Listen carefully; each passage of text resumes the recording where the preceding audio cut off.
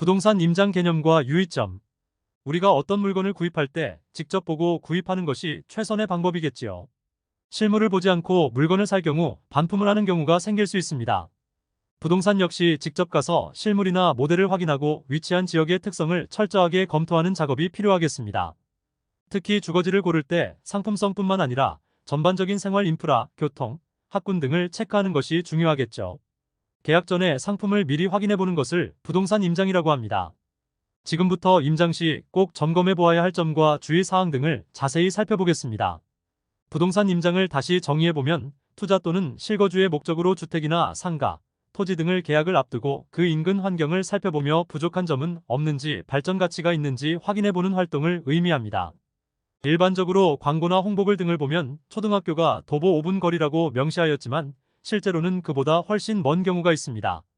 개발이 잘 진행 중이라고 하지만 실제 전혀 이루어지지 않는 경우도 많기 때문에 실제 방문은 무엇보다 중요하며 검증된 정보를 얻을 수 있게 됩니다.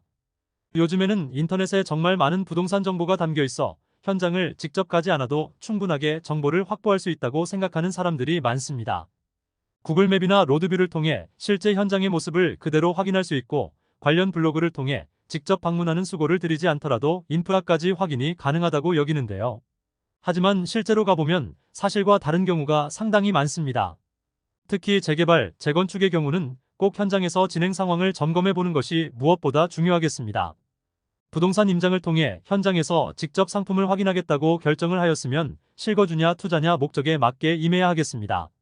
실제 거주지를 찾는 경우라면 최우선으로 입지 여건 중에 무엇을 중점을 두고 볼 것인지 정하고 교통, 학군, 편의, 자연환경 등 우선순위를 정하는 것이 중요하겠습니다. 모든 입지 여건을 만족스럽게 갖추고 있는 경우는 드물기에 자신의 니즈에 따라 최우선 요건을 정하는 것이 좋겠습니다. 예를 들면 워라밸을 실현하겠다고 하면 당연히 직장과 거주지 간의 교통 여건을 살펴보는 것이 중요하겠죠.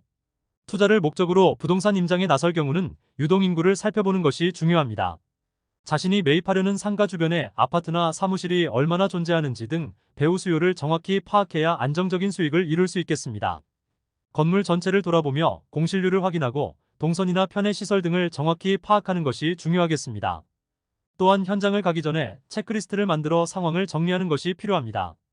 사전에 상품이 입지한 지역의 전반적인 시세나 거래 현황 등을 파악하는 것이 중요하며 여러 부동산 정보 채널을 통해 개발 계획이나 교통 호재 등을 찾아보는 것도 좋겠습니다. 부동산 임장은 한 번에 끝나는 것이 아닙니다. 시간대별로 경우에 따라서는 분기별로 방문을 하여 여러 사항을 자세하게 정리해 보는 것을 추천합니다.